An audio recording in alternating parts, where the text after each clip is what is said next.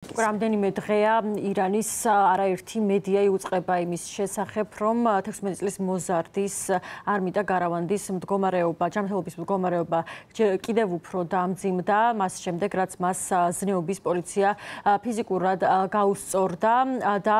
ახლა კი ისინი იუწყებიან, რომ მას ტვინის სიკვდილი, შესაძლოა ტვინის სიკვდილიც დაუდასტურდა. უფლებადამცველები და ჟურნალისტები იუწყებოდნენ 1 ოქტომბერს იმის შესახებ, რომ არმიტა გარავანს ორ მეგობარ გოგონასთან ერთად მეტროში თეირანში შეხვდა ზნეობის პოლიცია და მას ფიზიკურად გაუსწორდნენ სწორედ ჰიჯაბის არქონის გამო, რის შემდეგაც არმიტა გარავანმა გონება დაკარგა და სწორედ აქ ჩანს კადრები იმისა, თუ როგორ დაკარგა გონება არმიტა გარავანმა მეტროში, ხოლო ამის შემდეგ უფლებადამცველთა ჯგუფი ჰერგავი იყო პირველი, რომელმაც გავრცელა ინფორმაცია ამ ყველაფრის შესახებ და ამავდროულად მათ ისაუბრეს იმაზეც, რომ არმიტას დედა ზნეობის პოლიციამ დააკავა, უფრო მეტიც ზნეობის პოლიცია გავრცელებული ცნობებით უშლის არმიტას კლასელებსაც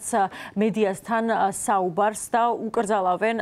წინააღმდეგ შემთხვევაში მათ დაეკისრებათ ძალიან დიდი ჯარიმა. ამ ინფორმაციას ავრცელებს ასევე უფლებადამცველი ორგანიზაცია და მანამდე კი სოციალურ ქსელში პლატფორმა X-ზე გავრცელდა განცხადება, სადაც საუბარი არის იმასთან დაკავშირებით, რომ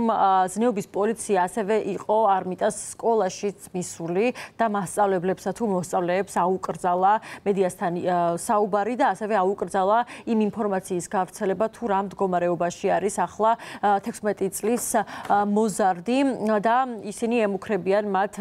დაპატიმრებითა თუ ფულადი ჯარიმით. ეს არ გახლავთ პირველი შემთხვევა, როდესაც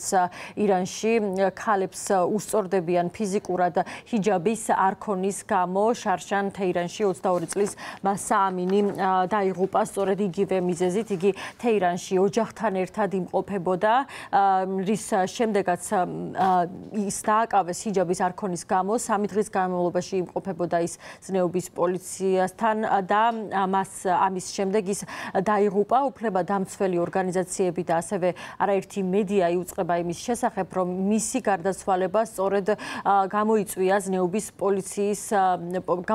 პოლიციამ, რომელიც ფიზიკურად გაუსწორდა მას ამინს, ხოლო თავად ზნეობის პოლიცია კი უარყოფს ამ ინფორმაციას და აცხადებს, რომ მას ამინი მხოლოდ და მხოლოდ ჯანმრთელობის მდგომარეობის გამო დაიღუპა და იმ პრობლემების გამო, რომლებიც მას მანამდეც აწუხებდა.